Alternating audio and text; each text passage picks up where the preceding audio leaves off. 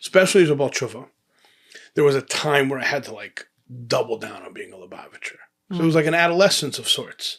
Like I have to like exert my identity. Right. Now, whatever, And my kids, I mean, like many, and you can relate, live in like such a wacky world. Like on one hand, they're Lubavitchers. On the other hand, they go to a Lubavitcher school.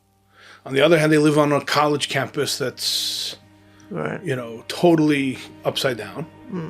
So, identity is important. You have to be very well rooted. Once you're well rooted, you can spread the branches really far and wide.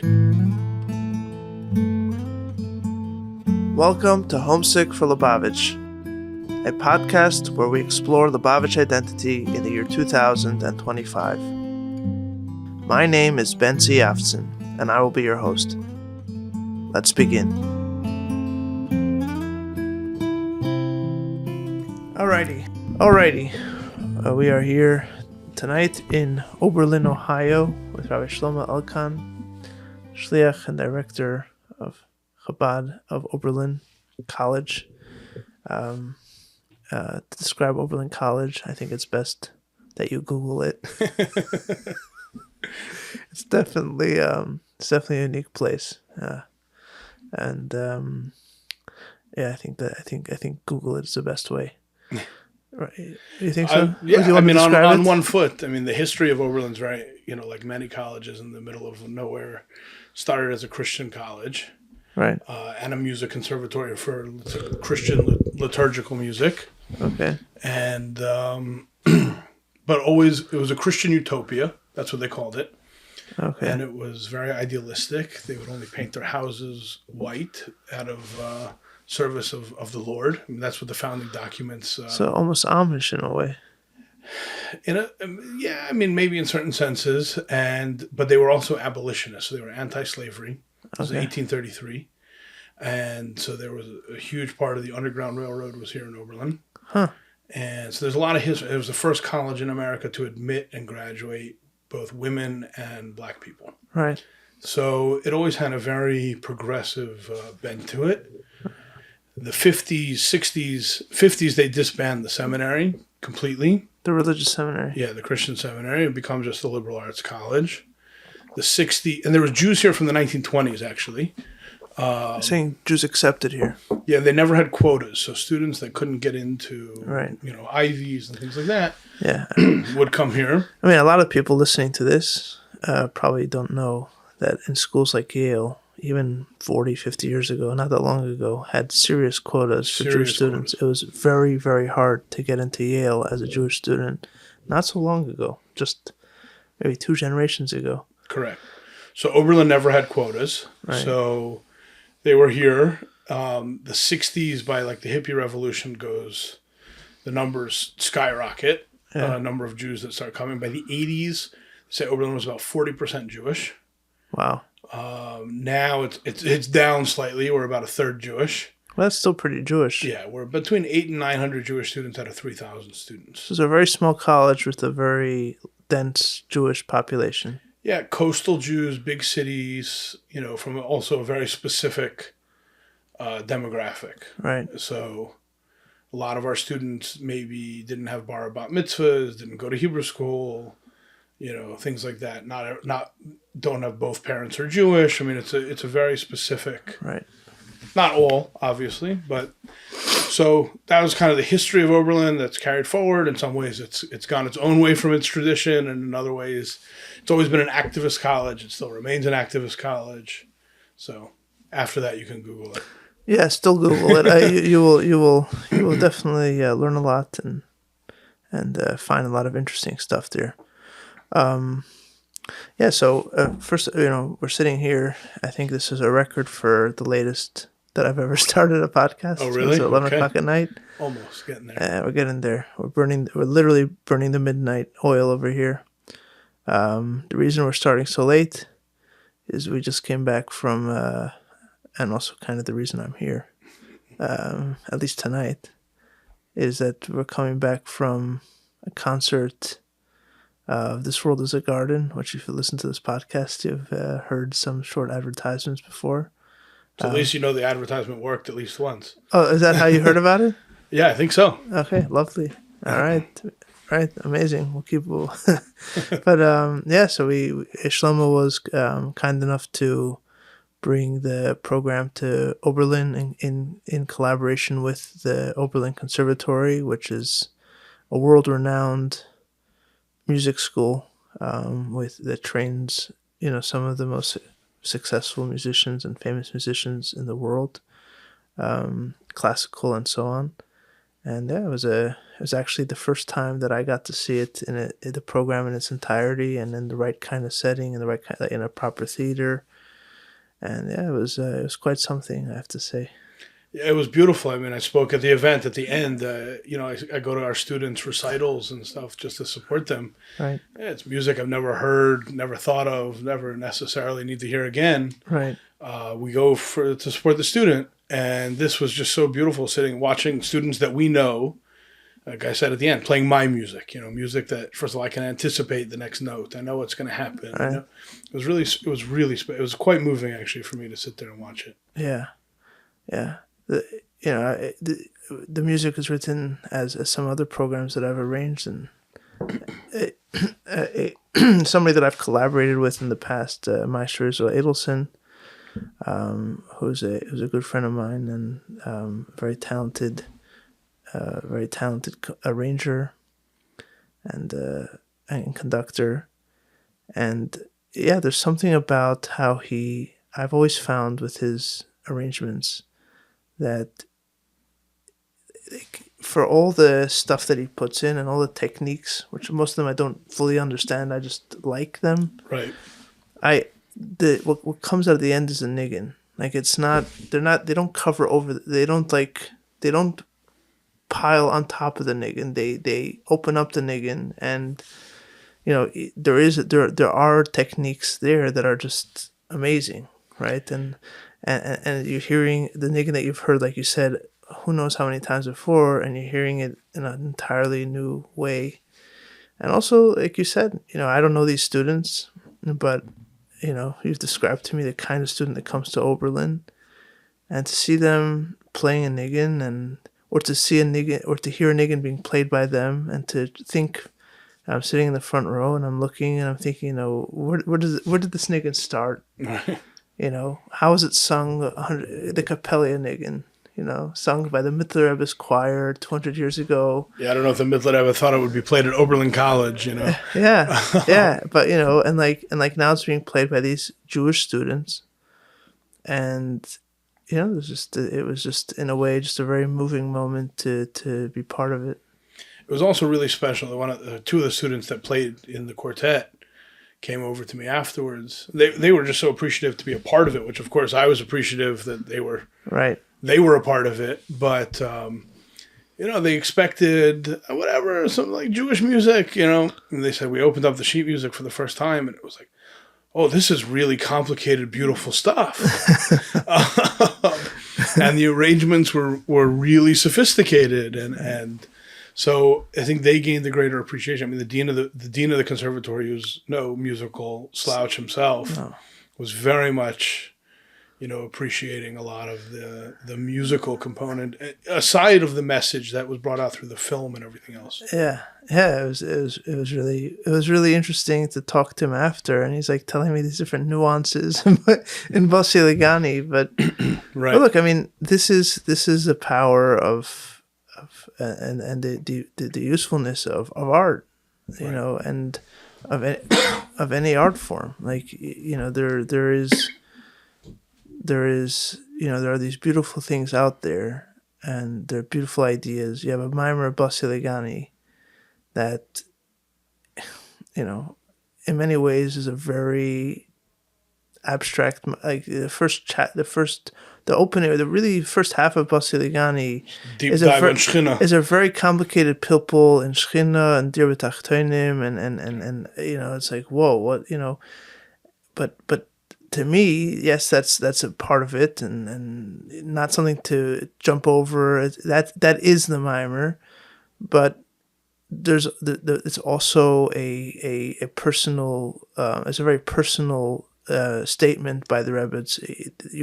When you listen to it, especially, you hear how personal it is. It's also a kind of historical sketch of Lubavitch leading up to Dershvi, laying the background of the seven days. The Rebbe framing in a way the entire avoda of all the Rebbeim. He frames it or focuses on their Avos Yisrael. Well, I mean, the whole Bosi Lgani, but really most Maimorim, if not all, the first half is always quite dense, and it's a scaffolding Right. that holds up the rest of the personal part. Right. And the Ma'aseh B'Poel that we as the Chassidim have to take away from it. Right. So I think that's, but it came through. Right. It comes through in the film, and it comes through in the music. In the music. This is not an advertisement, though it's an advertisement. Yeah. And it really, and you see these students, and the audience was people. I kind of got a chuckle, right? Like, I felt some of the people in the audience, like the dean of the conservatory, probably felt how I normally feel in these recitals. Like, although he can appreciate the musical nuance in a different level, but a little bit removed from it.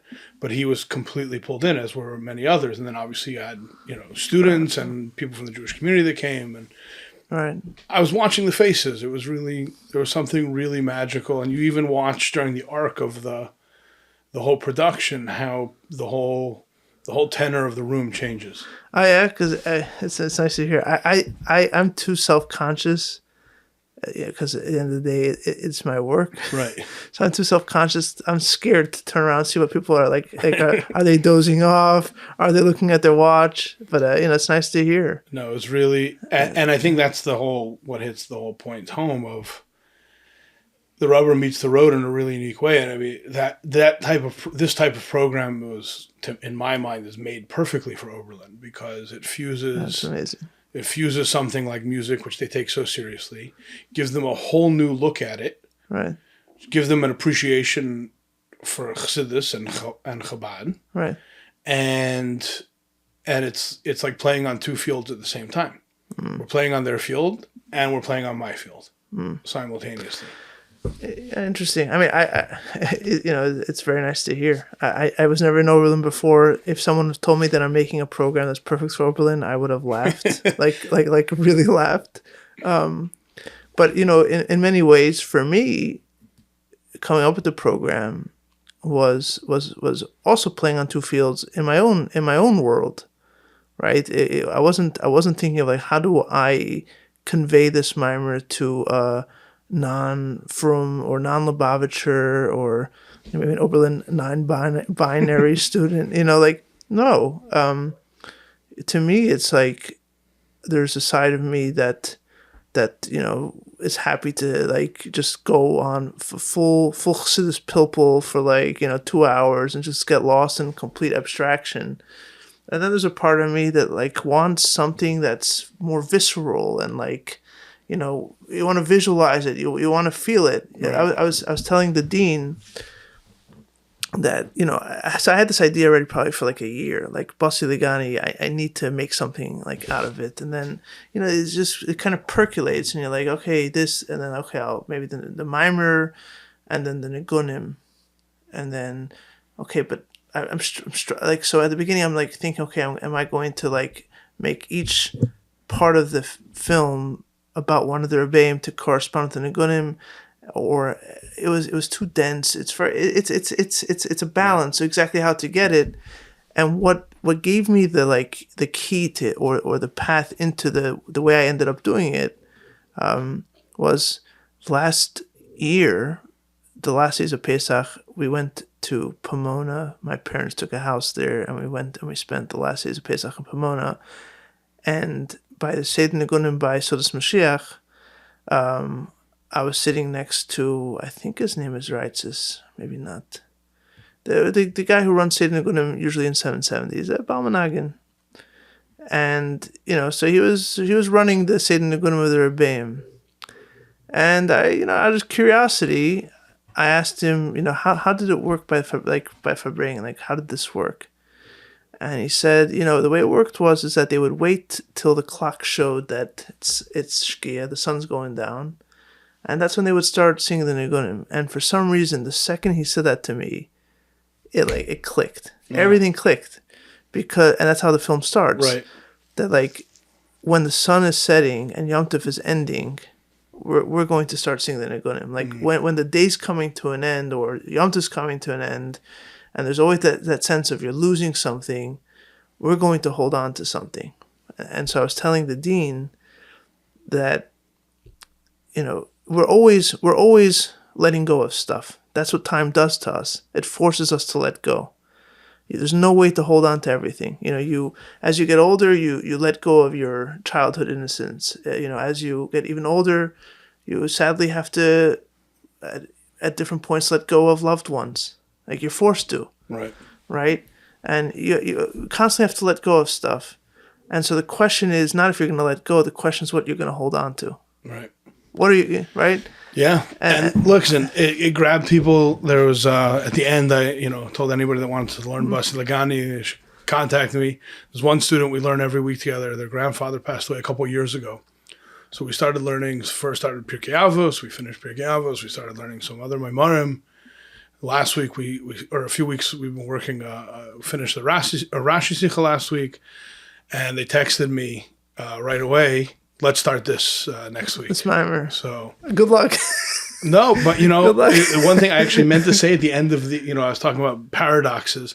So I've taught this. That's a beautiful speech. Yes. I've taught this Maimer on campus before. I've taught this Maimer in prison to inmates before. Really? Yeah. So I'm in prison every week with a handful of guys, and so I've taught it there, and it's meant to be taught everywhere. It's a powerful mimer. It's a powerful mimer. Anyway, that's the end of the advert for this program. That's not. You don't need to run your advertisement. This is precisely where I'm going to run it. Spring is here, which means that in 2 months, many communities will be looking for a way to mark Gimel Tammuz, the Rebbe's yahrzeit. If you're looking for an event that is memorable, meaningful, and affordable, let me recommend This World is a Garden, a film and live concert production created by us here at Yuvla Media, inspired by Bosi Lgani, the first mimer the Rebbe said. If you're a regular here at HFL, you know that Bosi Lgani is something that we think about and talk about a lot. And in this production, we use the power of cinematic filmmaking and a live concert by a string quartet to bring the beauty of Bosi Lgani to your community and your audience in a way that they've never seen, heard, or experienced it before.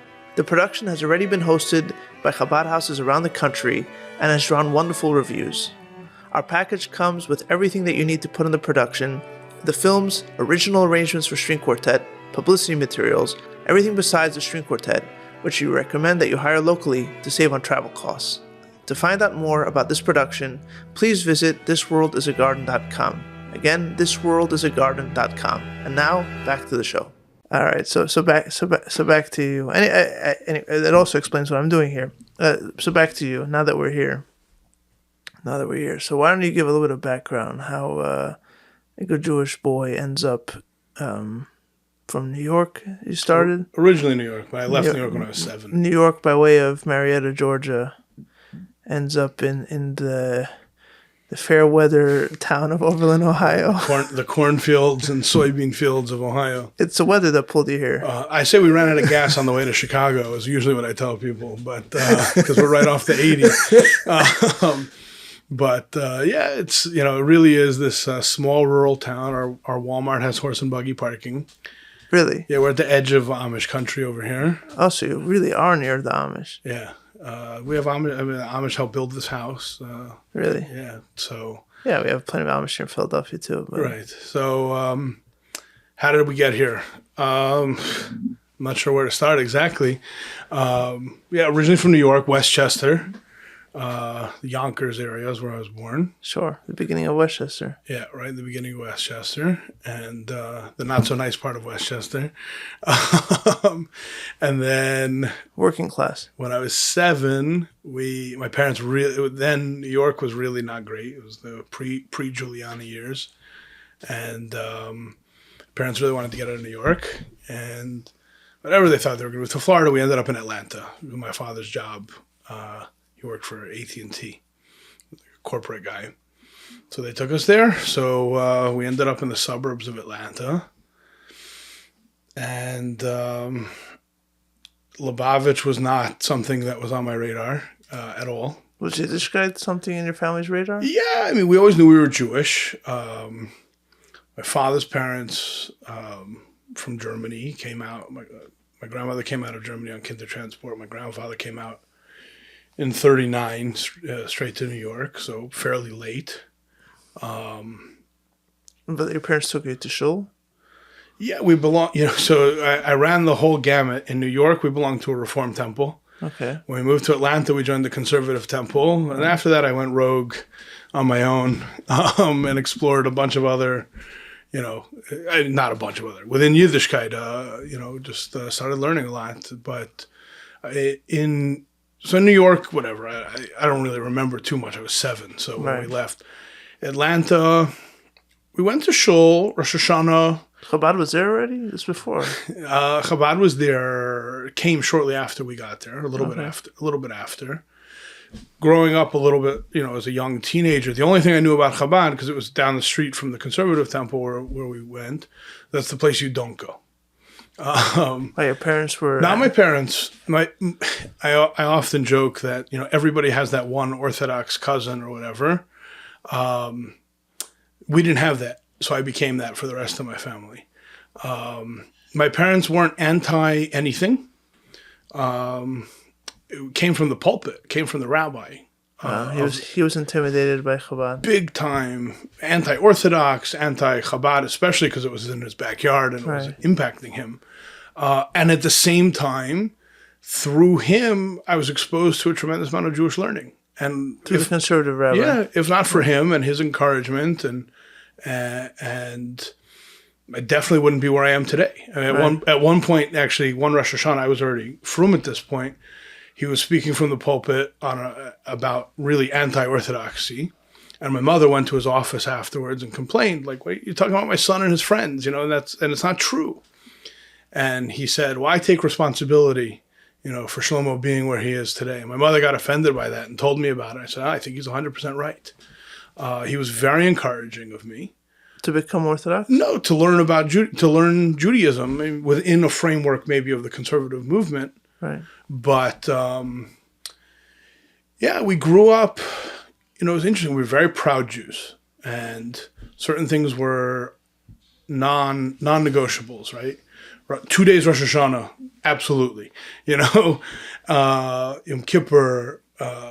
We always made a Pesach Seder. And unironically, because we didn't know better, like our favorite meal was like pepperoni matzah pizza, growing up. Slowly, my sister, I have an older sister, she got involved with the Jewish youth group in the conservative movement called USY. So my parents encouraged me to get involved with it. I didn't want to go because I thought it was for nerds. Right. Maybe it just says more about me. I went and I loved it. And I got really, really involved. And almost by the time I was in 10th grade, almost every Shabbos I was away at some kind of Shabbaton with USY. Mm-hmm. Again, learning very much a lot of Jewish learning within their context. Mm-hmm. Then between my 11th and 12th grade year, were you like a very a big student in general? You liked learning in general, or was it just like some Yiddishkeit bug that you had? I always loved learning. I always hated school. Okay. That's fair. You liked reading, basically. Loved reading. I would get mad at my teachers in high school because the books they were assigning I read when I was in 3rd grade. You loved reading, and you hated discipline. I hated structure. Yes. Okay. Also, some things don't change. Also, you're a guy. And so I was involved. I'd gotten involved in the business world fairly young, so I really appreciated that. So I hated school because it was just holding me back. Yeah, waste of time. In many ways, but I was always exploring, always interested in learning, always reading, always reading. Staying up under my covers with a flashlight, reading in my bed long after bedtime as a kid, kind of thing. So going to these Shabbatons, between my 11th and 12th grade year of high school, I went on a USY, again, this conservative movement youth group, trip to Poland and Israel. And while in Israel, at the time, I thought it would be the only time I'd ever be in Israel. Little did I know I was going to end up marrying an Israeli girl. Little did I know that I'd lead, nearly 40 birthright trips. And, Right. Whatever. I don't even know how many times I've been to Israel now. But at the time, I thought that was it. So any and every... Was this before Birthright? Yeah, but I was in high school, so birthright was irrelevant anyways. No, but I'm saying it was before the whole concept of... It was right before birthright. Right. Right before birthright. Right. So in those days, going to Israel was not like a given for American kids in general. Correct. So it made sense to think that this might be the only time. Correct.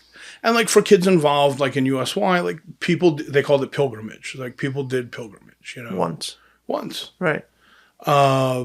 So I did the trip, and on the trip, it was 6 weeks in Israel. It was a week 8 days in Poland, 6 weeks in Israel. Okay. And 1 week, we're staying in a hostel in Yerushalayim. And like our madricha was like, anybody that wants to go to synagogue can come with me to the synagogue that I normally go to. Again, I'm up for any opportunity. Like, it's going to be my only time ever experiencing this. Let's go. So I went, and I walk into the shul, and it was 14 to 20-year-olds. That's all that was there. Not a single adult. And the place was rocking and rolling. Now I look back on it, like I'm reflecting on it with 20 plus years now of hindsight, but it was super authentic, and everybody wanted to be there. Where was the shul? So I'm getting there. Okay. So everybody wanted to be there. Now my experience as a teenager was no what teen wants to be in synagogue? You know, you go for your pass off so you can have your bar mitzvah. Then that's it. You're done. Right. And some family simchas. It was a B'nai Akiva clubhouse, which again, that didn't mean anything to me at the time. Later on, it came to mean something. It's a teenage energy. Yeah, and there's not an adult in sight, Right. keeping order, telling nothing. They were singing. The place was rocking and rolling. It was so like raw and authentic. I know those sound like trite words, but it was just raw and authentic. Yeah. Then the next Shabbat, so I was like flying high. It was my first time ever in an Orthodox shul, ever. And that had a deep impact. And then the next Shabbos, they said, anybody wants to go to synagogue up the road, second best kiddush in Yerushalayim, sold. Like I didn't need any bigger advertisement other than maybe the first best kiddush. But first best kiddush had a long sermon, so I chose the second best kiddush. Fair. And it was an older crowd. It was the Yamin Moshe Ashkenaz shul. Okay. And people were so welcoming, and it had the same authenticity. Huh. And I was very taken by it. So after that, when I come back to America, we had a family friend who also started becoming observant. And I started going to his house for Shabbos. He was newly married. Started going to his house for Shabbos. And started getting involved with, not Chabad. Actually, the timeline was very tight, but I started becoming frum and then found Chabad. Most of the time people... In Marietta. So he lived in another neighborhood called Toko Hills, but is it next to each other? No, it's a little down the road. Half hour away down the highway. He started in Toko Hills. He was from Marietta, but lived in Toko Hills now. Rabbi Silverman. No. I started going to a modern Orthodox shul with this guy. No, but the Chabad that you found eventually. No, the first Chabad I found was actually at Emory with Zalman Lipsker. Oh, yeah. Because a friend of mine from USY was at Emory and was like, hey, I started going to this place for Shabbos dinner. You want to come? So he had just started, I imagine. Mamish. It was like me and 4 other students eating off of china in an apartment. And then I became, over time, like a Ben Bias in that house. And that was a major formative time for me. You can learn a lot in the Beis Medrash. You learn a whole different set of what it is to be a Yid and a Chassid in a home. And see how a father talks to his children and a husband talks to his wife and how one carries himself. And from Lipsker in particular, learned you don't go to sleep until you finish Rambam. And a lot of other things, that the intangibles and what you pick up that you can't pick up necessarily in a Sefer or in a Beis Medrash, but was, because I literally lived in their house almost every Shabbos. I was delivering food to the hospital when Miriam gave birth. Really part of the family. I also was a local kid with a pickup truck, which every shliach needs a local kid with a pickup truck. But and some muscles. At the time. You were lifting then? Yeah. Okay. And I was local, meaning the Emory kids went home on breaks, and I was still there because I lived, in town. You're useful, for sure. And I was useful, but we were mutually beneficial.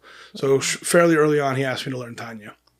I was learning Shulchan Aruch and some Gemara with like a Litvish rabbi also. But when I opened up Tanya, and I always say, and it's also maybe a little trite, but Baruch Hashem, I had a great family, I had good friends, I was fulfilled, I had a job, I was making money. Like I wasn't looking for anything. We started learning Tanya, and I found something really sweet. I felt at home, and that started a whole journey of learning Chassidus. Which part of Tanya, if you remember? Like what's the looking back? What's the message that caught your eye or made you feel at home? So it's not like one pasuk or something like that. No, but the idea. The Indian that caught me was, and until today, I still love halacha. I learn a lot of halacha. It sounds like a catchphrase, but I really mean it. Halacha is how to be Jewish. Chassidus is why. Okay. And I started learning about the Eibishter in a real way. And it stopped becoming just like this. I mean, obviously it's still very ethereal, but Tanya isn't really just... of course it is. It's all about Chelek Elokah, and it's about your relationship with the Eibishter, and Seder Histalshlus, and the Spheros, and it's a microcosm of the universe, which is a microcosm of Hashem, Okay. So in that sense, it was... Okay. And coming from the background that I came from, Yiddishkeit is, you can't do this, you can't do that. And there's a lot of contradictions. And then I started learning halacha. I appreciated the nuance of it. I appreciated how to start implementing that into my life. But why? Right. What's the point? Right. Look, It stops becoming a because I said so. Yeah, it's interesting. Sometimes that I think about things just because of the sequence of the people I spoke to in the podcast, and there's no other reason for why I think of it this way. But I was just talking to Rosenblum in Pittsburgh, and when you're educating children, especially today, where you're very often starting with educating children where you cannot make the assumptions that you used to make because the home is different than you would have assumed, and everything is like what the kid picked up in their mind between yesterday's school and today's school. God knows what it was. So you're always starting away from scratch. So the question is, what is that first step that you come to? Like, how do you, and I think that's what you're talking about here. Like, a lot, halacha, like if you want to ensure that your kid's going to care about, is going to be have your Shemaim as they grow up and go out of your clutches. Like, is teaching them the do's and don'ts on its own going to last? No, like, because like you said, at some point when they get to choose if they want to do it or not. Correct. Why would they want to choose it? Because they know, if anything, all the yeses and nos is what scares you away. Correct. Right? Correct. I think that's the case, and the other element of it that was so, I can be a pretty black and white person, and it always bothered me growing up. Shabbos morning, you go to synagogue, and actually even as an older teenager, I liked going, and I would go to synagogue myself, or my mother would meet me there or whatever. Temple. Yeah. Right. The conservative temple. Right. Always bothered me the act of you're in shul for whatever. I mean, they're 3.5, 4 hours, whatever it is. They go a decent amount. Yeah. Too. I mean, and when you leave, you take your yarmulke and you drop it in the box. Ah, interesting. And when I was in the Frum community, when I was by Chabad, especially by Chabad, it's a through and through lived experience. Like you don't. Right. A group of my friends, you're a full-time Jew. Like, yeah, like it's not an identity that you take on and off. It's not a garment that just goes on and off. Yeah. It permeates. Whether you go to a baseball game, you're going to a baseball game as a Jew. Whether you go, whatever it is you're doing it as a Jew. And so, I mean, it became physically represented by the yarmulke and the box. And I remember, and then the beard. Yeah, the beard came a little bit later. I mean, I always had even from 15, I always had something. I'm saying like the beard doesn't go away ever. Beard doesn't go away. Yeah, but you can look like a redneck, you know. Yeah, fine. Lubavitcher beard is pretty.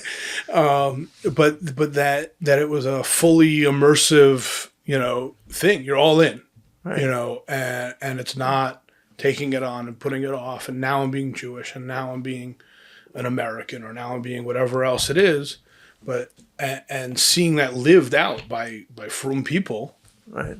was very profound and very moving. And so what it's telling you in the books is coming off the page and coming very alive.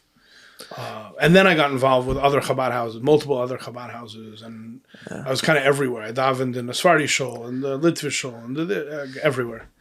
Yeah, I don't know. Maybe it's a time of night, but it's funny when you're talking about it. I'm thinking about how, you know, this impression that you have when you're on your way in is almost so is so common that it's almost a trope at this point. Right. The kind of purity with which the soon to be Baal Tshuva, I don't know how you call yourself, but the person coming in sees Frumkeit, and very often, I don't know, maybe you want to talk about it soon.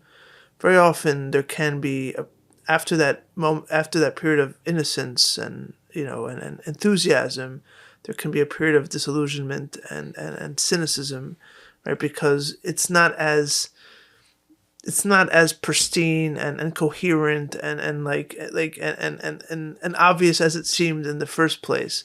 And a lot of times, like, yeah, you know, like they didn't really know what's up from that. But as I'm talking to you, and maybe, like I said, maybe it's a time of night, so I'm like more open to innocence, and my cynical side is down. Maybe it was the music from earlier. I don't know, but it's the air of Oberlin. And the air of Oberlin, yeah, just opens you up. Yeah. The Yer Shemayim that percolates over here. I mean, you're a Chabad house, so maybe that's what it is. But you know, as I listen to it, look, so there is a coherence here. You know, like Chassidus says, or Chassidus quotes from the pasuk, "Elikim asa es adam yasher," right? Right. Like God's ways, it all makes sense. Like, not just on paper, but like literally, really makes sense. Like if you follow it, the way you're describing, where like it's not like, you know, 3 hours this way and then 3 hours a contradiction, and life is just this confusing, bumbling mess. No, like.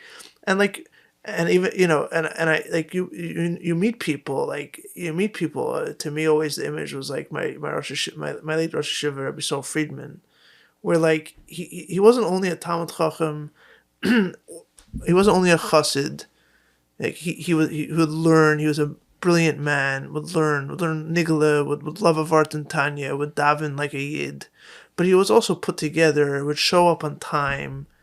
You know, he took care of his health. Like he walked up. He was 75 years old. Would walk up 4 flights of stairs to the base medrash. Like there were it was like, wow, this man is put together. Like his life is coherent. Now, do I know everything about his life? No, but from what I could tell, like things made sense. Sure. And so there is something to it. Sadly, like the, you know, like so you know, it's interesting. But you see what I'm saying? Yeah. Pure and innocent is not. I don't know if anybody would have ever defined me that way. I think I always had a healthy dose of cynicism. I also even on your way in. Yeah, and a lot of exposure, also, which was really interesting. Again, maybe hindsight, but I remember I had my feet in a lot of boxes. But so you didn't have any cynicism towards the Lubavitchers that you observed? No. So I'll tell you a few things. I mean, but. There was a lot of different things that I noticed. I had my feet in a lot of different boxes. So I was living simultaneously like in this Litvish Kiruv world, okay, and Chabad, and side by side. So you didn't yet consider yourself a Lubavitcher? Not till after I was married. Okay, so you were dabbling. I prided myself on being what I call the klali. Okay, like just I'll take all the good from everywhere. I'm myself. Yeah, and I'll take, you know, and that came to a head, maybe a conversation for later. Like at some point, you got to raise your kids somehow. Is that what it was? Well, the short version, we'll circle back around, was my wife grew up in Israel, and our engagement was al tanai within 5 years we'll be back in Israel. You can be a klali in Israel.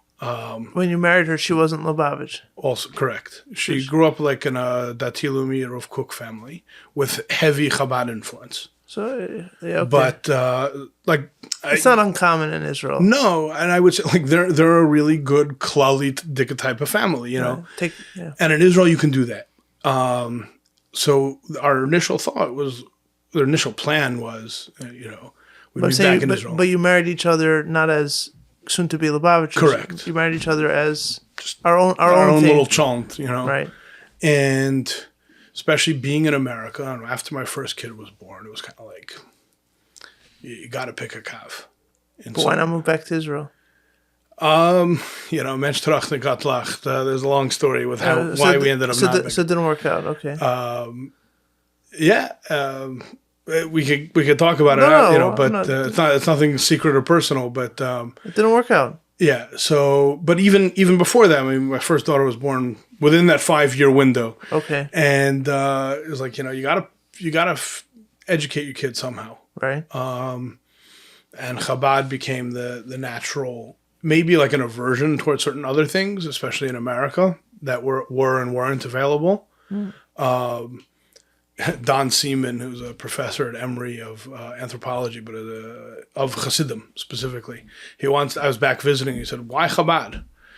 And part of my answer was like, "That's what I was exposed to." I don't know. Maybe if there were Slonim or Hasidim around, I would have become a Slonim. I don't know, or whatever else. But obviously, there's something of Hasidus Chabad that also grabbed me. Okay. But going back to the naivete or the what I saw in the community that I was living in, which was like this Litvish Kiruv community, was this gadolizing of the rabbis. And I did not see that in Chabad amongst the shluchim in Atlanta at all. Maybe it was also part of like how in on the Lipsker's house I was. Like I saw them really living, and I heard some of a lot of the back end conversations. But they didn't do that about the Rebbe? About the Rebbe, yes. Right. And that's a whole, like, even how I first started relating to the Rebbe, how I think about the Rebbe was a process too. Right. But just in terms of the communities and stuff like that. Right. And I had a close relationship with a lot of the rabbis in the Litvish community there as well. And there's a lot of Bali Tshuva in that. It was basically a Bali Tshuva community. Right. And the minute the rabbis would fall from grace in their mind, they'd fall off their pedestal, like there went their Yiddishkeit. And I did not see that happening in Lubavitch. Like also part of the whole thing was like, and I was very, like my Yiddishkeit was built by me. Lipskers were there and others, like very much to support me, to help me, to guide me. But it was definitely my avodah. Like nobody ever once said to me, like, you should do this. Right. You should go to yeshiva. Right. You should start keeping Shabbat. Nobody. They were there to support me along the way, 100%. Like I don't want to minimize all of the roles in my life. Sure.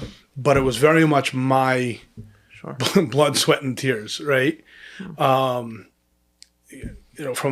a lot of the shluchim around Atlanta. And I was involved with a lot of them. So when I saw that difference, and maybe slightly less politically correct, I remember it so specifically, we were building a sukkah at the Chabad at Emory. And so I think it was Bachrim. They were like poking fun of the snags, the Litvaks. And I said, so Chabad's all about Avos Yisrael until you're frum. Is that how it goes? And it was like, that's what you said. I said that to them. Right. I was like, so I was willing to push on, the ear like got sucked out of the. Okay, so you're saying you didn't go in like all I was never starry-eyed. Never starry-eyed. And, I mean, looking back now, some of my process feels very fast, but I felt very slow, very bite-sized. Like, there was no, like, light switch moment. Like, yesterday I was wasn't from, today I'm from. Like, it was very, very, very... And I was young. I started, like, 17, 18, 19, and it was a real process of learning things and incorporating into my life and experiencing. And like even like Crown Heights, like I go to Crown Heights like on my own. Like, it wasn't like, oh, Tata, stay by my mother and she'll take care of you. So where did you stay? Whatever. Stay by people's houses. And why did you go to Crown Heights? Well, what drove you to go there? Just to see what's going on? Yeah, see what's going on, but it wasn't like nobody was holding my hand in the best way possible. And I appreciate that. I think I try to do that. Maybe sometimes people wish I would hold their hand a little more, but it's like, you got to do it on your own. Because it made it my Yiddishkeit. It wasn't Lipsker's Yiddishkeit. It wasn't anybody else's. Right. Obviously, again, they were my primary teachers. I heard a lot. And exposed to the Rebbe and all kinds of things through their prism. Right. But it was my journey. Homesick for Lubavitch is brought to you by Yuvla Media, a boutique video production company servicing the Chabad and Jewish community. Since opening 10 years ago, Yuvla Media has pushed the boundaries of artistic and thoughtful storytelling in the community, with an insistence on there always being a memorable story as well as a beautiful and striking visual image that we believe is second to none. Over the years, we have worked with Chabad organizations around the country, as well as large organizations like Boni Olam, Torah Masora, and Atzalathon, guided by the belief that your story is absolutely worth telling with depth and creativity. If you are looking to tell your story with a video, please reach out to us at hello@yuvlamedia.com. Again, that is hello@yuvlamedia.com. A link can be found in the show notes. And now, back to the podcast. There was a book that I read, it was probably a year ago or something. It was written by a literature rabbi, I think in Baltimore. I forget his name now. Anyway, it was a book. I'm forgetting the title also, but the idea of the book was it was written to like the guy who has to leave kollel and go into business, and like a letter from a rabbi to like how to deal with like that shattered dream of like the Ben Torah who has to work, because look, if you're not used to that way of life, you maybe laugh at it or find it very foreign. But no, there are a lot of people who their dream is to be a lifelong Ben Torah and to make it work somehow. And that was their, whether you think it's right or wrong, irrelevant. There are people who believe it, and like they genuinely, that's what they want. Right. And one day, usually for financial reasons, no, you can't do it anymore, and their dream is shattered. And what was interesting is that he said, okay, here's one way to comfort yourself. Imagine that there is a hospital doing life-saving work. And yeah, there are many doctors in this hospital who are carrying out the life-saving work. And you can't be a doctor. You don't have what it takes, or you didn't work out for you to get that degree. But you can build the building, in which the doctors work. Right. You can like, which in a way is just straight from the Gemara or wherever the Imam Chazal Tamchen Deraisa, like I think the Gemara, Chassidus quotes the Imam Chazal where like it's the leaves that protects the grapes. I think also is another way of looking at the people who protect the Talmidei Chachamim, like support Talmidei Chachamim, like the grapes need the leaves to survive, but. It's like, wait a second. If someone's shattered by their loss of their dream, is that really like you couldn't be an NBA player, but you could be the janitor, the guy that mops the floor? Yeah, right? Whoopie-doo. Like seriously, right? And Lubavitch has this kind of thing also. Like you couldn't go on shlichus, but you can support the shluchim. Right. I mean, I think to some degree that's a mentality of old, right? To a certain degree, yeah. Yeah, I also but you're talking against that. My point was that you're talking against that. That ultimately, Chassidus Chabad says, yes, okay, fine. All these things may be true on some level, but deep down, at the end of the day, you should be and can be an Eved Hashem. Correct. And that is direct from you to God. Correct. And that's what I saw. And again, I was living. Like seeing a lot of different things going on. I actually learned in like a night kollel. It was a Kamenetsky from Philly had a kollel in Atlanta. It doesn't exist anymore. What do you mean? He sent one of his kids? No. Like there was a chabura that was started, and we learned. The younger Kamenetsky? No, the older Shmuel Kamenetsky. They're related to me. I'm related to them. Now you really have yichus. Yeah. There's Gezha, but there's no. I'm saying the world doesn't know that the Shemtus and the Kamenetskis are related. Wow. So he would come in like once a month, give shir. And it was a beautiful kettle, but it was a real, you're the B'nai Torah of Atlanta, and we had to have our own shalashudas because we couldn't sit with Amcha, and everything else. And then at the same time, I'm like schlepping boxes at Chabad House, and going to chicken farms to get kaparas chickens, Right. And then I'm davening by the Sephardi shul and this and that. So I was really pulling in a lot of different stuff. At the beginning, I did not feel married to Chabad, albeit I think I felt the closest to Chabad. So, so let's focus on something you said a few minutes ago. I think this is really at the nub of what this podcast gets to, is that, because you maybe faced it in a more, like it was obvious that you had a choice to make. Because you were figuring out what your identity was going to be. But even Lubavitchers that are born Lubavitchers very often have this thing where, like, if I didn't have kids, I would be way more open to being, like, more, in the kind of lexicon of Oberlin, chassid fluid or chassidus fluid, Jewish fluid. Like, listen, we have all kinds of svarim here from all different kinds. I'm of saying no, but like I could be this, I could be that. I'll do this. And a lot of times, what forces people into like a box is like, wait a second, where am I sending my kids to school? Right. Like like at the end of the day, the ideas in my head are very colorful, and I'm really clever, and I'm my own dude, but my kids need to have friends, and for them to have friends, they need to go to school, and every school, no matter how diverse it is going to have certain limitations, and is correct. It's not going to be my. And so, how do you think about, like, on one hand, okay, a parent ought to think about their kids, and sometimes parents have to move to a different city or country for the sake and good of their kids. Like that's fair. Right. But on the other hand, can identity really be something that we choose because of our kids? Like in a way, if we really believe that this identity is too stuffy. Look, maybe it's a good excuse that we all use. Right. Maybe we. I mean, I remember again, same thing. I was married. I was not wearing a kapata. I was sitting at somebody's Shabbos table, and they're asking me, "Where's my kapata?" I don't need your chitzonias, your gashmias. You're already like a Lubavitcher in your mind at that point. No, still not. Learn chassidus every day. You're hedging still. Yeah, learn chassidus every day, but I was just a Jew, Right. I was just a Jew, and like maybe a whole different can of worms. I remember, it's funny, my father-in-law and all my brothers, my wife has 5 brothers, they all daven nusach Hari. My mother-in-law davens nusach Ashkenaz. Okay. And my wife grew up and daven nusach Sfard, like everybody else in Israel, know.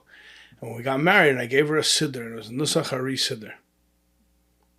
And it was like a tense moment. It was like a hint you're making to her? I don't know. To me, I had started davening nusach Ashkenaz initially, and then I had switched over to davening Ari at some point.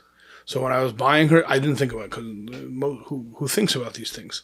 I bought her a siddur. I bought her the same siddur I use, right? Nice leather bound, whatever. Right. And also, good luck finding a siddur like that in Crown Heights, not in nusach Ari.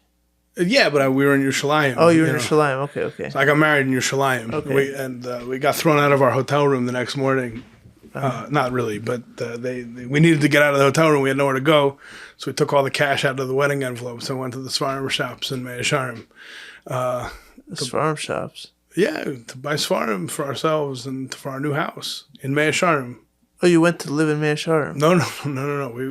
You were kicked out of the hotel room, but we were in a hotel. We got married in a hotel in Yerushalayim. Okay. The next morning, they told us at like 10 o'clock, you got to get out. There's somebody else coming into the hotel. Huh.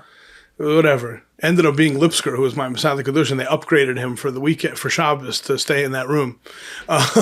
Really? Yeah, and they didn't know, we didn't know. So we ended up opening up all the envelopes, pulling out cash, and we had nothing to do for a few hours. So we went and bought Svarim for our new house. But didn't you have to find a place to stay? whatever. We found the places. And Okay. we had friends in Yerushalayim gave us an apartment. Okay. And then we were sending a lift of stuff to America. So we went to buy a bunch of svarim. So we put it on the lift. So I bought a siddur, for my wife. I wanted to give her a siddur. And it was like a transition point also for her. Like, that's a statement. That's a statement, Right. I didn't think anything about it. And then maybe it was foretelling what was going to happen later on in life, a little bit later on in life. Again, we were both very drawn. My father-in-law always gives over a sikha by the Shabbos table. Like, there was a lot of Chabad influence in her home. But to be a Lubavitcher was a whole different. Also, in Israel, it meant you're Haredi or Haredi aligned in a certain degree, like walking around, Right. With certain style clothing. And Right. that was also a very big shift for my wife. You're saying to wear a sheitel as opposed Wearing to a tiffel, sheitel and, as opposed to the, what they call yeah, I mean, again, maybe she should be on the podcast, but it was more like, she'll get a sheitel, she'll wear a tichel, she'll do this, she'll do that. But in my mind, sheitel, first of all, I'm an American. Sheitel looks more menschlich as far as I'm concerned, So there were certain cultural, Right.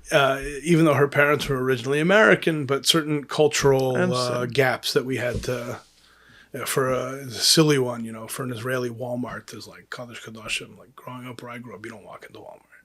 I mean, now I'm at Walmart every day, but That's for the rednecks. These were we go to Target. Yeah. So it was these these interesting cultural gaps and religious gaps in my, and again, being in America where everything is either you're either modern Orthodox or you're Litvish or you're Chabad or whatever. In Israel, it was much more fluid, always. So. Going back, I don't know. Maybe we blamed it on our kids, or maybe it's a symbol of maturity. You're starting to think about things in a different way once you start having kids. Again, I think there's an open-mindedness that could happen. I still think we have. I mean, when Bachram come here, I always tell them, it's also considered Torah if it's not in Likutei Sichos. There is a Torah outside of Likutei Sichos. I hope that's not heresy to say. You're the second one telling me this in 2 days. Is it really that kind of mindset? I think it's actually shifted a lot in the last 2-3 years, but yes. Because the other guy was telling to me, I'm like, what are you talking about? I'm not saying that Lubavitchers are the most curious people, but I mean, it was someone painting a picture to me that there'll be people who will read Dostoevsky but won't read Rav Nachman. Is there really such a thing? Probably, yeah. I think so. Okay, I think so, and or other Torah giants okay, they're not the Rebbe. That's fine. I mean, but in Yeshiva, all my friends, a lot of them very Chassidish guys, they were learning, at least in Nigla, they were learning all kinds of shurim for Rabbi Pavarsky and this Rosh Yeshiva and that Rosh Yeshiva. Yeah, I don't know. There's a couple guys on the blacklist, Sure. for political reasons. Sure. But mostly, a lot of my friends were learning, Reb Shimon Shkop is a big deal in Sure. Lubavitch. I don't know. But I've heard about Rav Ovadia. What does he know? I don't know. Maybe he's I think that's just silliness. For sure. But I think what's interesting to me is because what the question that it hits on is, when you have a family, you're worried about your kids. And school and kids and all this comes down in a way to community and organization, right? And there's a word for it now. It's escaping me, but something it's all about normalizing and kind of settling down and Sure. Okay, what happens to all that personal enthusiasm and identity and because you could say one way of saying it is, okay, get over yourself and make a choice, stop being you think you're so unique. But on the other hand, I happen to think that a lot of these different colors of people and shapes of people, a lot of it's real. Like, people are different. And then we all have to fit into the same kind of thing. And then we're setting up our kids to do the same exact thing in 10 years from now when they grow up and they're like, "Hey, a second, I'm not exactly this. So what am I? I'm this, I'm that, the other thing. And what am I going to do?" And then they're going to have to do, like, what's this cycle that we're getting into? Sure. Where, like, be yourself and then throw it all away so that your kids can feel... No, you see what I'm saying? I don't think it's that stark. I Okay. mean, I think within, like I said earlier, I'm a black and white person, but as time goes on, you're forced to live in shades of gray, right? Or you notice the shades of gray. So Right. I think that there's something, whether it's within Torah or other spaces in life, like, you can still have a certain openness, And now, as my kids are getting older, I have to put my money where my mouth is a little bit too. And when they want to explore certain things that maybe isn't the path that I thought they'd be on when I first got married or first started having kids, you have to be open to that in a very real way. I have to be open to that in a very real way. As long as it's. I mean, forget about when, kids want to explore things totally, all over the place. That's a different conversation. But if they're interested in a Torah life that's maybe not a Lubavitch life, again, obviously Israel doesn't stop when people become frum or are frum. We have to have that in a very real way. And I think, I know for myself, like, the shiurim I like to listen to and learn from, and the svarim I like to learn. Sure, there's plenty of Lubavitcher Svarim and Rabbanim, and there's plenty of other stuff. I like listening to YU guys and the Belzer Dayan and Usher Weiss and this and that. And, we don't, it can be a bubble that you live in, but it's not an impervious bubble, right? Yeah. So you can be a Lubavitcher, but I think there's a period in life, especially as a Baal Tshuva. There was a time where I had to, like, double down on being a Lubavitcher. So it was like an adolescence of sorts. Like, I have to, like, exert my identity, right? It was the same when I first got married. I had to exert my identity as the man of the house. Right. Now, whatever, Yeah. Exactly. So, I'm married for almost 20 years. Like, certain things just don't matter. Where I was very opinionated on those when I first. I'm the man of the house. There's a guy screaming from the porch. Right. So my identity as a Lubavitcher also, like, there was a time where it had to be. You had to have a bit of a zealousness. I had to have a bit of a zealousness. And there's a good, there's good, and then it can settle in. And my kids, I mean, like many, and you can relate, live in, like, such a wacky world. Like, on one hand, they're Lubavitchers. On the other hand, they go to a Lubavitcher school. On the other hand, they live on a college campus that's, Right. Totally upside down. So identity is important. You have to be very well rooted. Once you're well rooted, you can spread the branches really far and wide. But you have to be well rooted. If you're not well rooted, you tip over. Right. And I think, so deciding, how am I going to educate my children? What schools am I going to send my kids to? What community am I aligning myself with, is setting the roots. And then over time, and as the kids get older, they can spread those branches out and get into the wide world. Wide world of Torah, and the wide world in general. And I think it's actually very important. I would loathe if my kids only knew the Rebbeim and whatever, the Mashpiyim of Lubavitch. Like, there's a huge world out there. Yeah. And a beautiful world out there.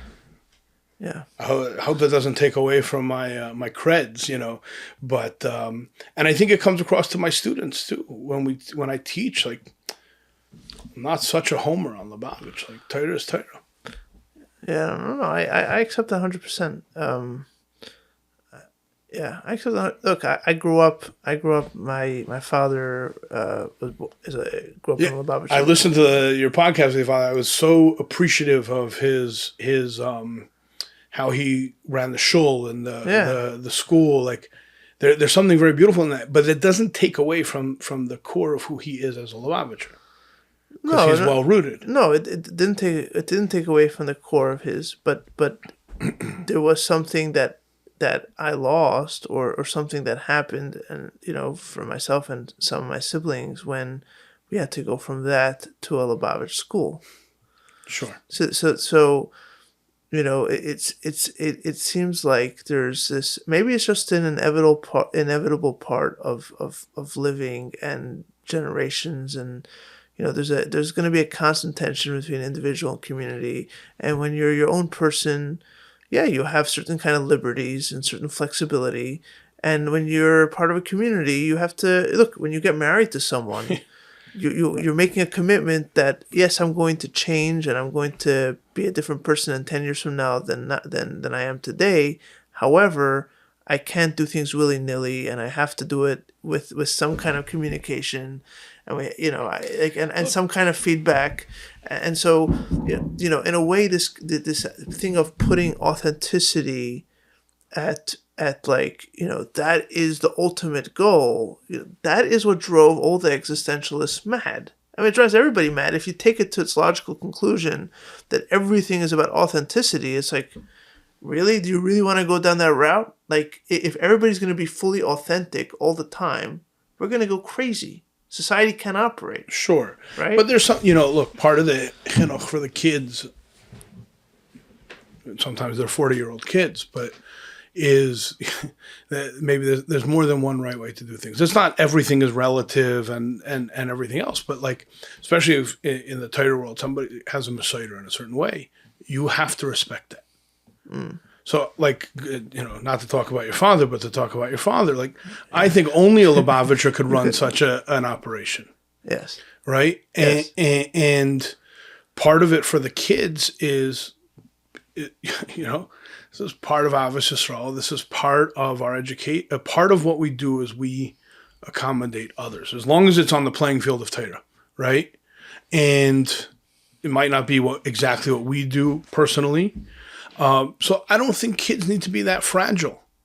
But you have to. But what I'm trying to point is, my father raised me in a school where it was a school that he started, but all the kids besides us were not religious.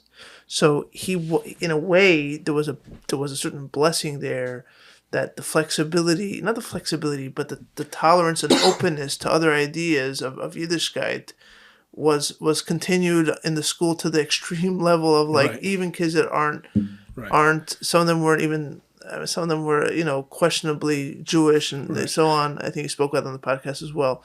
Like, there were, like, so, but if we had to go to a cheder, I remember there came time, like, okay, we have to go to a real school. And it's like, can we go to all the Torah? And it's like, hell no. No, because, like, it was, like, unfathomable to us to, like, cultural whiplash. Yeah, like, what do you mean? But I'll tell you a story, and I've told. You see what I'm saying? Sure, I've told it before. So that's a question. It's a personal story in terms of my family, but it's been told before, so I don't feel bad telling it. But one time we were back in Atlanta visiting. I have a sister who lives there who has actually 4 kids, which is a social anomaly in her segments of society. Okay. And we were back home. We were all at my mother's house, and my mother came over to me very upset, and she said.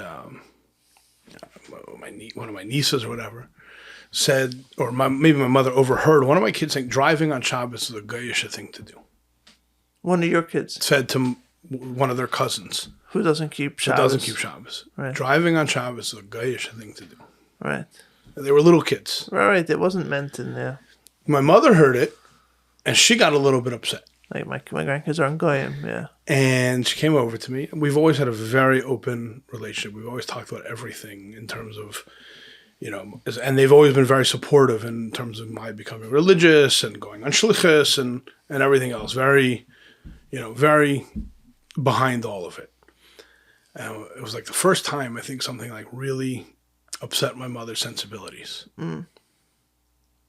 And, in the moment, my response was, what would you want me to tell my kids? So, we educate our kids in a very specific way. But also, our life. You know who comes to my house every Shabbos. We're already on shlichus here. You know how we teach our kids about, respect and Avos Yisrael and all of these things. But there's this thing in Judaism about Shabbos, and it's not a Jewish thing to drive your car on Shabbos. So we don't judge people for doing it. My mother went over to my sister right after that and said, if you send your kids to Jewish day school, I'll pay for it. Unfortunately, my sister did not take her up on the offer. But it was a very important moment, because I could have also just backed down and said, I'm sorry. And maybe that should have been the right, I don't know if that was the right thing to do or not, but it was a very honest, very candid conversation. And I think that's how we educate our kids, so they're around all kinds of people doing all kinds of things.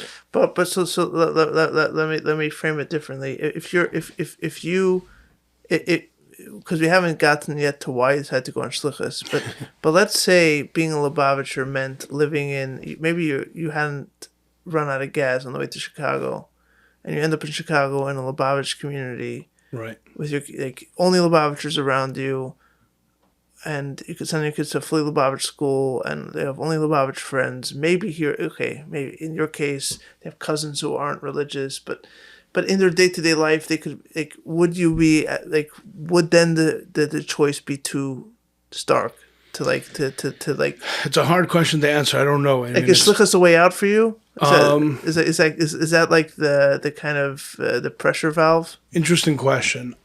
I don't think so, only in that it was never our intention to go on shlichus originally. It wasn't the ideal. My ideal was to be rich, so shlichus was not American boy.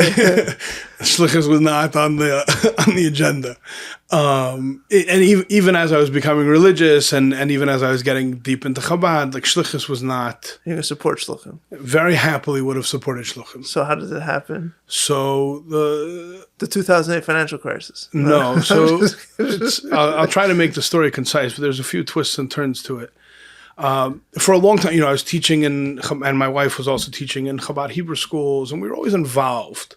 And our house functioned in many ways as an open house on Shabbos for people. Where was this? In Atlanta. Oh, so you moved back to Atlanta. When we first got married, I was working. Okay, so you're still working, okay. And we lived in Atlanta for a couple of years. Okay. And you're still hanging out with the Lipskers? I was by Lipsker. I was by Silverman. Where did you live? In Toco Hills, which is a we were the only. Well, once we made the jump. Well, now there's Lubavitchers there. Right. Then there really wasn't. Yeah. Once we made the jump into being Lubavitchers, we were the Lubavitchers in the neighborhood. Interesting. Okay. But which was also a fascinating experience. Okay. But nonetheless, so I was working, and we were living in Toco Hills, and I was involved with the company in Israel and in America, and I was setting things up to live the ideal life. I was going to make dollars and live on shekels. Huh. Oh, you're planning to move back to Israel? Yeah, that was absolutely the plan. And a few different times we were almost there, and I was young, and it sounds more chashuv than it really was. But I was the CEO of this and a partner in an Israeli company. It was an Israeli company that was trying to come to America. They brought me on as the CEO for America and a partner in the company. It was probably the most unhealthy time of my life. I was going to sleep I had two cell phones. I was going to sleep with one under my pillow, so if it rang from Israel in the middle of the night, I could jump up and answer the phone. It was not a healthy period. And I went to sleep one night. I was the CEO of this company, and woke up the next morning to a lawyer letter dissolving me out of the company and telling me if I want to fight it, I can come to Tel Aviv. So it was a coup? They were getting... No, whatever. This was pre-Startup Nation. There was we had done some fundraising. I had done some fundraising, and not Lubavitcher style fundraising, business style fundraising, and there was no comprehension of why after 3 months are we not turning millions of dollars of profit. And so the investors came after you. The partners from Israel wanted to bring in somebody else as the CEO who they thought could. Spoiler alert, the company doesn't exist anymore, both in Israel and America. Yeah. So, but still a brilliant idea. If somebody wants to contact me, I'll give you $1 billion idea. No, but nonetheless, it was, so all of a sudden I had nothing to do. My wife had just signed the contract to teach in the local day school in Atlanta. And the school year was about to start in 2 weeks or something. So technically, we could have just jumped ship. Our first thought was, let's get on a plane and move to Israel. It's really not the menschlich thing to do. So I said to her, why don't you'll ride out this 1 year. I'll find something to do. Find something. I'm a, industrious, creative guy. I'll find something to do. And after the school year, we're off to Israel. Okay? Fine. There's a website that I found called jewishjobs.com. And there was an advertisement for a Hillel director. And I'd been involved at Emory, and I was running, C-Teen didn't exist, but I was running a teen club for Ephraim Silverman's Chabad House, and I was teaching Hebrew school. While you were CEO, like before it? Yeah, while I was, just part of life. Right. And I was like, okay, I'll apply for the Hillel director job. It was where Chabad wasn't yet. And it was a full-time job. Today they'd probably get sued. I showed up for the interview. It was the first time and only time, first of 2 times ever in my life I rolled my beard, which was stupid because I was still like, what was I hiding? And when I left the interview, they called me back like an hour later, like, we really liked you, but you're too religious. Right. Also, only Lubavitchers roll their beards, just saying. Whatever. It was the stupidest thing because the whole time I'm going like this anyways and like whatever. Anyway, so that's a distraction from the main point.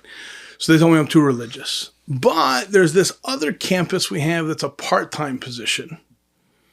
If you want that, you can have it. Because it was like a campus that to them was like a throwaway. They just needed a body there. So I said, you have another campus that's also part-time. The Hillel director there, her Judaism was not so kosher. Like she wasn't halakhically Jewish. So why don't you give me both campuses? We'll call it a full-time job. So that way I can have health benefits. I got a family. I had a kid already. Like, we'll call it a full-time job, and that'll be it. So they did that. They gave me both campuses. I worked very closely with shluchim. Like even like Pesach, I would order them the matzah from the shluchim to give out on. It was a really interesting thing. So we're running this Hillel for a year, or I'm running this Hillel, but my wife is very much involved. We have students are coming. There's a packed house every Shabbos, and giving shiurim and all kinds of stuff. Comes the end of the school year, and I had pursued a lot of different kind of business opportunities. My wife was always very supportive. Coming in, we're moving to Israel. It was our last Shabbos with the students, and I can't get through Kiddush. I'm crying like a baby. And when we're telling them, like, we're leaving, and it wasn't really a secret necessarily, but like it was a big deal. I couldn't even make it through Kiddush. I was just crying like a baby. After the Shabbos meal, it was like 2:00 in the morning. My wife's like, how do we leave all this behind? Like, we're doing something so important. A little bit, and then a little bit before that, I guess, there was the conversation like, do we turn this into a shlichus? Like, what are we doing here? And so we did all the nefesh b'nefesh paperwork. Like, we have tickets, basically. We're signed up for tickets for Israel. And we're going back and forth every second. Do we go to Israel? Do we stay here? Do I go back to Kailul? Learn a little bit more and then go on shlichus. The original intent was to go back there. You felt that you had to go to Kailul before you went on shlichus? Yeah, I'd been in a night Kailul, and I'd been like in and out of Marietta. Like when I had free time, I'd go for 2 weeks here. I never steeped in a yeshiva for like a really long amount of time. So you didn't feel ready to go on shlichus? Yeah, I didn't, and I hadn't learned for smicha, all of those things. So felt like that would be an important thing to do. So, and give some legitimacy to going as a shliach and a rabbi to a place. Maybe you should actually be a rabbi, whatever. Right. Whatever it's worth. But Fair. So we're back and forth, and I'm like, no, we should go, and she's like, no, we should stay, and then I'm like, no, we should stay, and she's like, no, we should go, and back and forth and back and forth. Of course, my in-laws very much wanted us to come to Israel. My whole family lives there. Yeah, my parents very much wanted us to stay. So you made a compromise. You end up in Oberlin. Well, so long story short, we're back and forth. It was a Friday afternoon. I had a grandmother. She was in hospice. I went to go visit her. Before I went to go visit her, I stopped at a store or whatever. My father was in the parking lot. Hashgacha brought us in the parking lot. We ended up getting a coffee together. And I was Your father? My father. I was like, Dad, I think we decided I'm going to go to yeshiva and we're going to stay.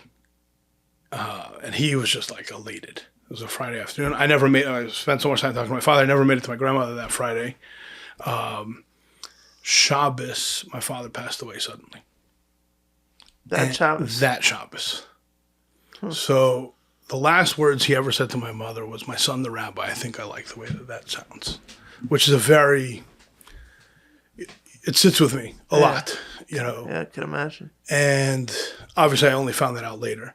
So he said to your mother, not to you. Said it to my mother, like Friday afternoon when he came home. He went to go see his mother in the hospice, and then he went home. Shabbos afternoon, he took a nap, and my mother was going about her business, came home. Had a heart attack. Aneurysm, something, never woke up. Somebody comes to my house Shabbos afternoon, knocks on the door, family friend, and was like, I don't know how to tell you this, but your father just died. Out of the blue, yeah, no, you didn't see it 53 years old, young, healthy. God. Yeah. It was a really, Sorry. So, needless to say, Mitzvah Shabbos, I got in the car and my wife drove, but flew to my mother's house. And this was now looming, and we're still going back. While I'm sitting Shiva, Nefesh B'Nefesh is calling, asking if we're going to accept these tickets. Right. So my wife's like, my husband's sitting Shiva, like we can't really make a decision right now, which that in and of itself was a decision. So I stayed in Atlanta for a couple more months to help my mother just catch an equilibrium. Right. And then we ended up going to Morristown. I learned in Kalo for 2 years there. Again, we thought we'd go back to Atlanta. I thought you were going to go back to campus. To that campus in Atlanta. Oh, I see. Didn't happen for all kinds of reasons. Mishamayim were very happy. Oberlin was waiting for us.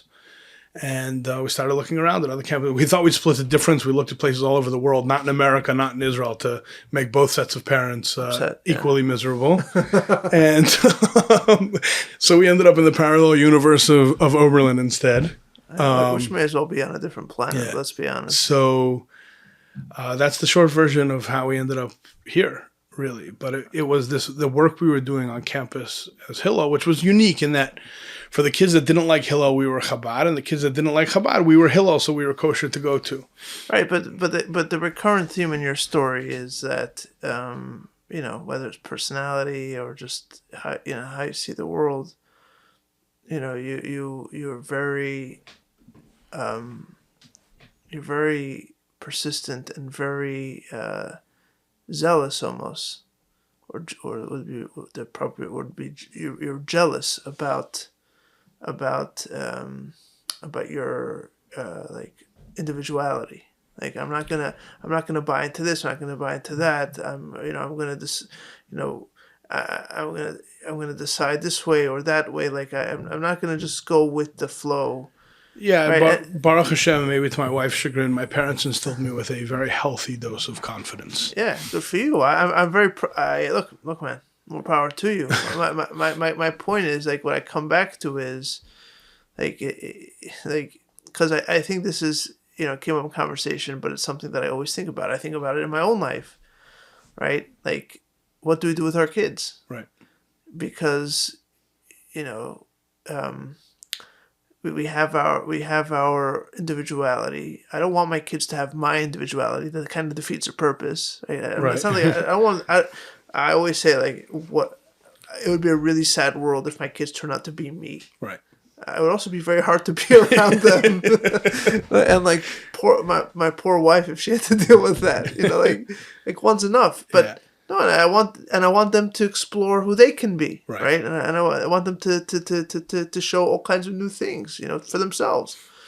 But at the same time, I want them to be individuals but I also don't want them to be lonely, right, and without a community. So and so, like in your case, it seems almost like having your kids and like they go to school an hour away, but then it's not even a Chabad school specifically. Right. There are other Chabad kids there, and then they come back to Oberlin, so they get to.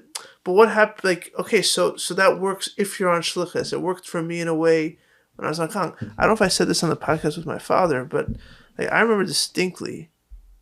With my father, as a kid, many times, we were the only shluchim in Hong Kong, and everyone else is a bunch of businessmen. Right.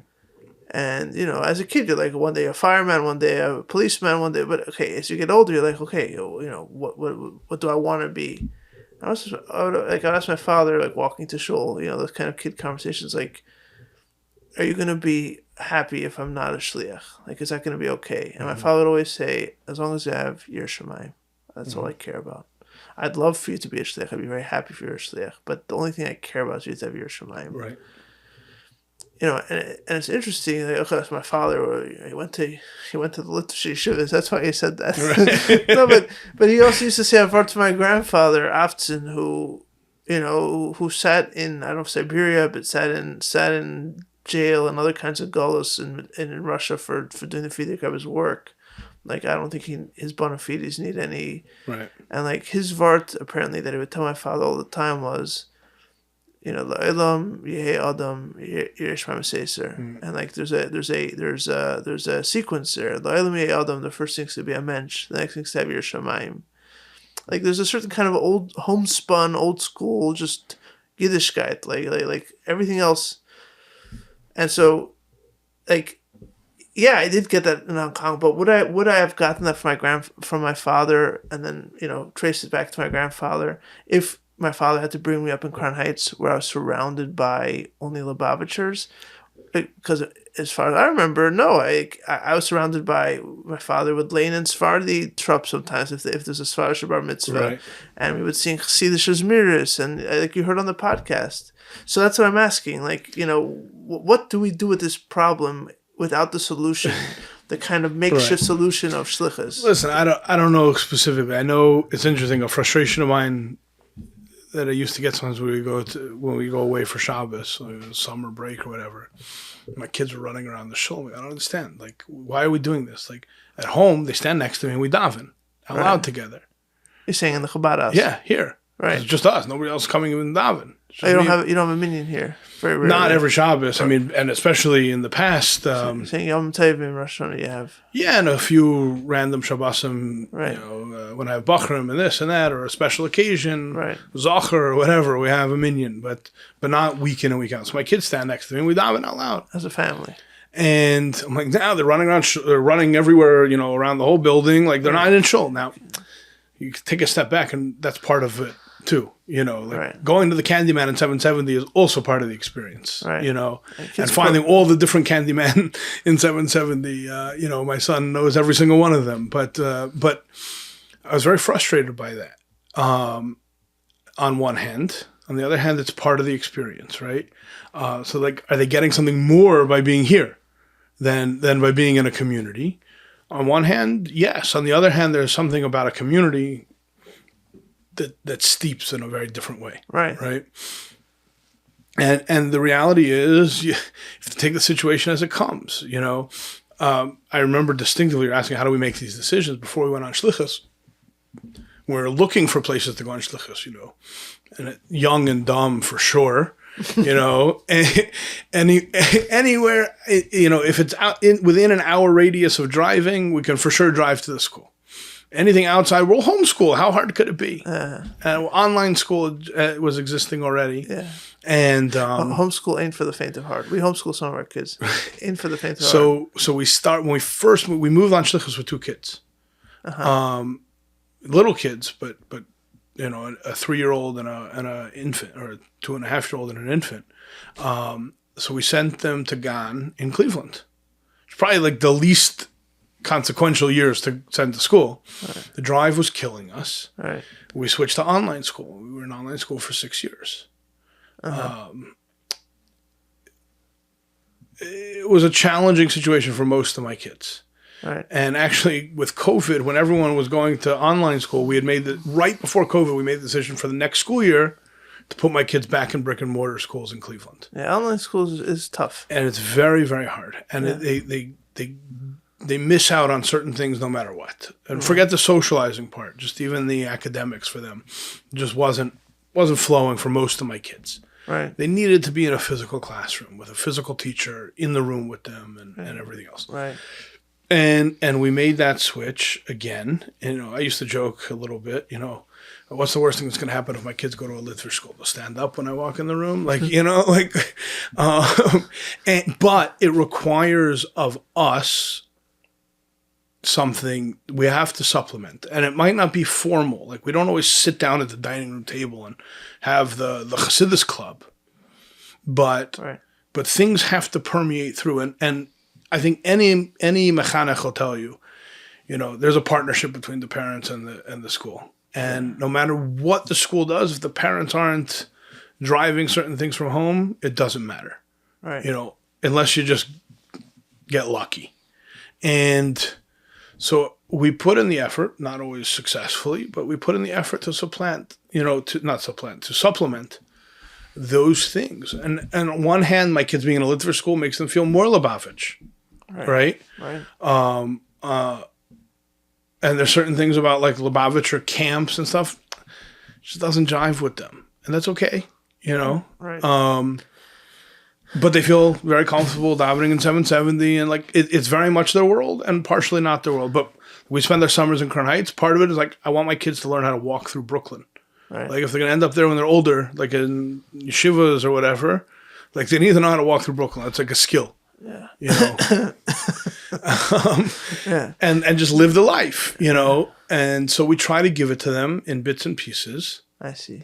And then we go to Israel, whatever. There's look. I think as we talk tonight, I don't think there's some kind of like a magic bullet answer to this question. No. But I think what I'm thinking about is two things.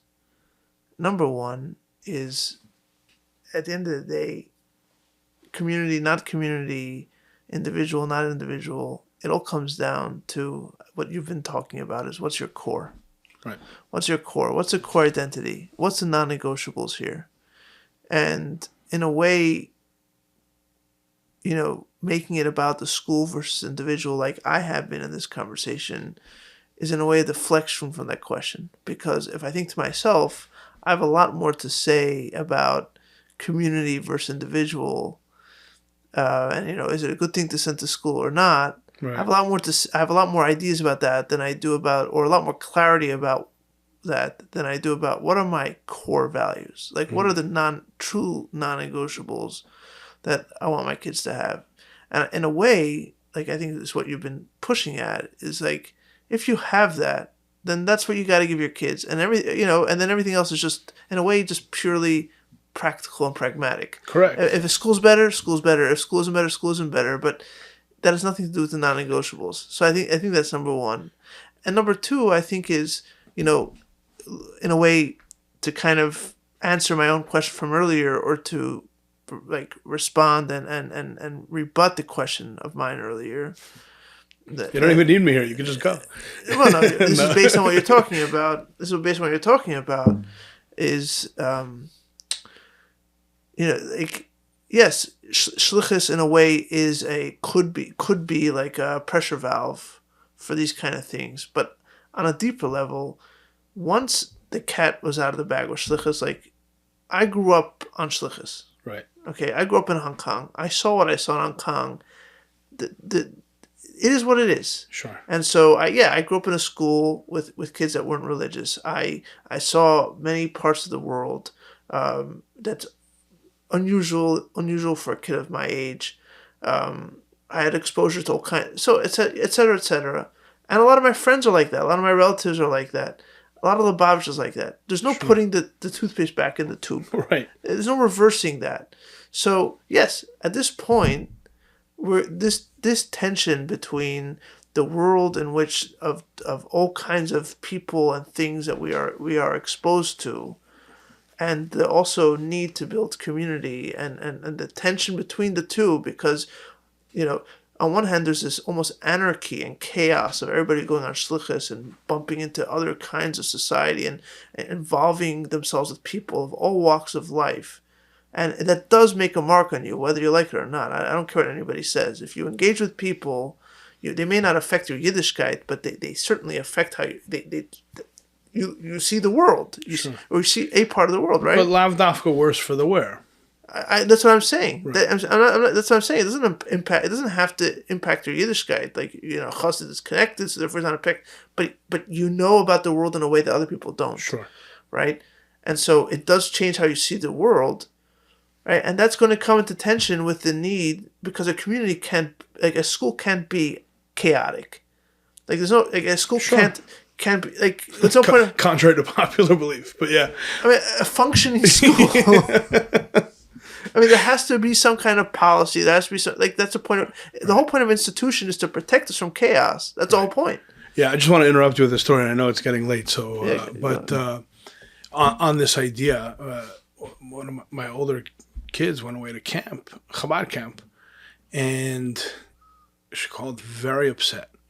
One of the counselors, who was the daughter of a shliach, so, like, I don't know how she knew about Oberlin, or maybe my daughter said something about it. I don't know. It was like, oh, how do you deal with those people at Oberlin? Like they're gross, or they're this, or that. My daughter was so broken. She's like, I'm other everywhere. I'm other in my school. right. I'm other, here in Oberlin. Right. And I go to Chabad camp, and I'm other also. It was a very hard moment for her. Right. I think it's changed. I don't know if that exact conversation would happen today. No, it hasn't changed. It's there. To some degree. It's always going to be there. But and maybe that's not a... Look, the fact that some people have a repulsion to this is also a good thing. Right. And it's not even a repulsion. It's more like they don't understand it. Right. And I often say, again, they're little lines, but I think they have deep meaning. The Rebbe sent us to be a stick in the mud, not to become the mud. So as long as we retain our idea of being a stick, and we don't just become the mud, then we're okay and our kids are okay. It doesn't mean there's not hard moments or tough conversations that have to happen or things come, but being the stick means retaining the core. But you're gonna be a stick in the mud. That's why we were all sent out, was to be sticks in the mud. Otherwise, we all could have stayed in Kernites. Would you want your kids to be, if you had the choice, would you want them to fit in, to feel fully fit in? Listen, I always apologize to my kids for being a social dissident. In some ways, in a very honest answer, not in a bad way. I don't know if I ever fit in anywhere. I don't know if my wife ever felt she fit in anywhere. Status quo, I'm okay with it. Okay. You're okay with what? I'm okay with them not fitting in, as long as it doesn't create agmas nefesh for them. But it's going to come with a little bit of a cost.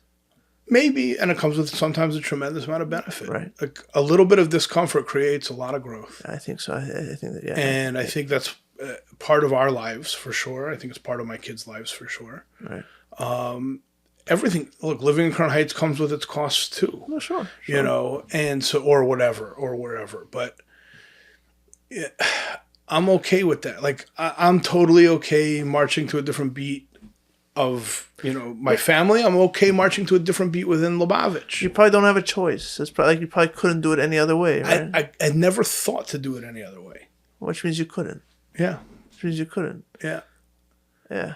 And I don't know. I don't lose sleep over that at night. I think maybe other people lose sleep over it on my behalf sometimes, but I don't quite also sometimes my wife doesn't like when I say this, but like, say if everybody else is doing it, it must be wrong.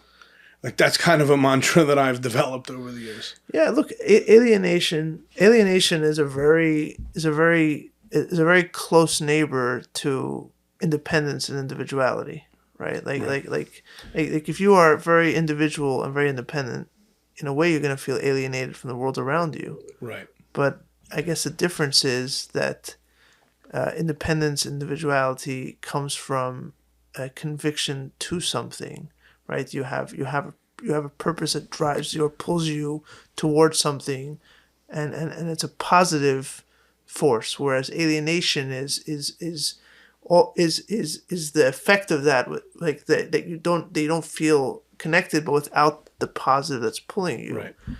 Listen, sorry to jump in, but I keep talking about my daughter. I feel a little bit bad, but she's our oldest, and so she was the biggest test on me. For 10th grade, we sent her to Beitar. Well, explain to me what that means. Like in Israel. No, I know, but like a city, a school, a Chabad school in Beitar, which Beitar is a Haredi city. right? It's coming from Oberlin. Right. Yeah. You have family there? Your wife has family in Beitar? No, she was boarding. She was spending Shabbosim and stuff with my in-laws, not in Beitar, but Okay. But day-to-day was in Beitar. Day-to-day was in Beitar. And, she calls me up one day, Tati, why do the men and women sit front and back of the bus kind of thing, coming from Oberlin, which just doesn't matter, Who are the men? Right. That's what I mean. But we actually had a lot of conversations over the phone, specifically over the phone, not face-to-face. It was very interesting. And we had a long conversations around the idea of retaining your individuality while also you have to fit into a system. And they're both true.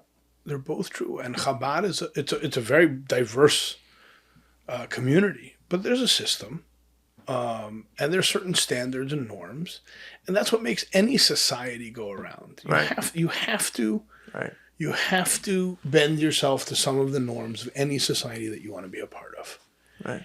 And you can also retain your individuality in certain ways. And there's seasons in that too, meaning in 10th grade in high school, maybe that's a time to think about being part of conforming a little bit more. Right. And as you work through that and root yourself, and this is exactly what I said to her, the more you root yourself, the farther you can spread. Right. So, and whatever she, that's the journey she's experiencing now too, and we're experiencing that with her. So yeah, and you said she's going to the army. Yeah, right. Which is a very different path, but not at a compromise of her Yiras Shamayim. Right. And again, not that that's simple, not that that's,